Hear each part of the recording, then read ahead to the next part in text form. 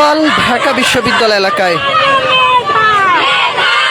ঢাকা বিশ্ববিদ্যালয়ের মেয়েরা হল থেকে বের হয়েছেন এবং রাজাকার রাজাকার স্লোগান দিচ্ছেন।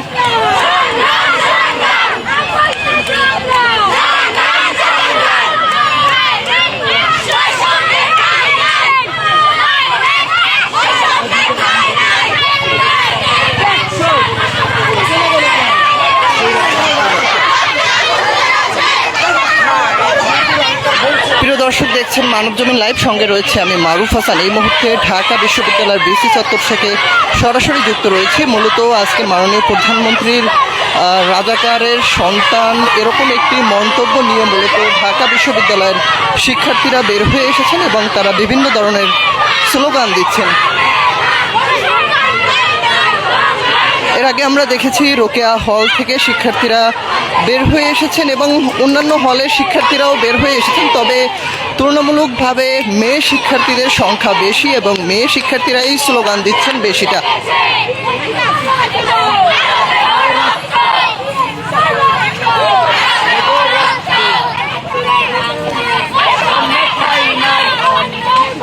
বিসি চত্বর থেকে মিছিলটি শুরু করেছে। এর আগে রোকেয়া হলের সামনে থেকে একটি ছোট জটিকা মিছিল তারা শুরু করেছিলেন এবং সেটি নিয়ে বিসি চত্বরে তারা গিয়েছেন এবং বিসি চত্বরে তাদের সংখ্যা তুলনামূলক বেশি হওয়ায় তারা আবার একটি বড় ধরনের বিক্ষোভ মিছিল তারা এখান থেকে শুরু করেছেন।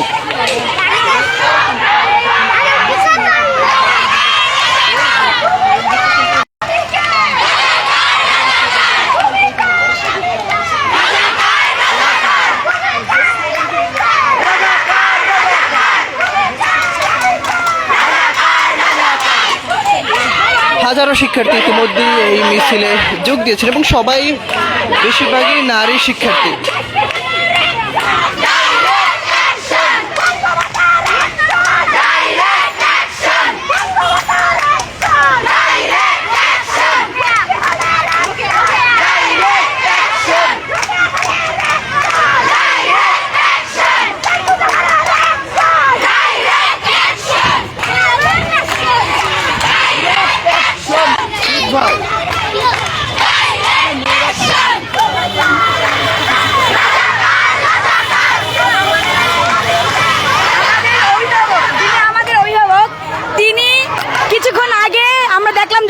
শেষ করে আমরা হলে ফিরলাম, তখন দেখলাম যে শেখ হাসিনা বলেছে যে মুক্তিযোদ্ধার নাতি নাতিদের চাকরি হবে না, তো রাজাকারদের না হবে।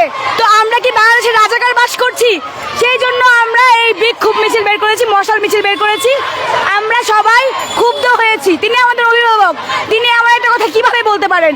এই ক্ষুব্ধতার ভিত্তিতে আমরা এত রাতে হলের তালা ভেঙে, প্রত্যেকটা মেয়েদের হলের তালা ভেঙে আমরা এখন রাজুতে অবস্থান করব মিছিল নিয়ে। আচ্ছা, এর আগে তো আপনারা এই স্লোগান দেন নাই, আজকে কেন নতুন করে এই স্লোগান দিচ্ছেন? যেহেতু আমাদের সর্বোচ্চ স্তরে থাকা একজন নেত্রী, যিনি আমাদের সরকার, তিনি আমাদেরকে রাজাকার বলেছেন, সেই জন্য আমি আমার পরিচয় রাজাকার হিসেবেই দিচ্ছি। আমরা আন্দোলনরত একজন শিক্ষার্থীর সঙ্গে কথা বলছিলাম, তিনি যেটা বলছিলেন যে প্রধানমন্ত্রী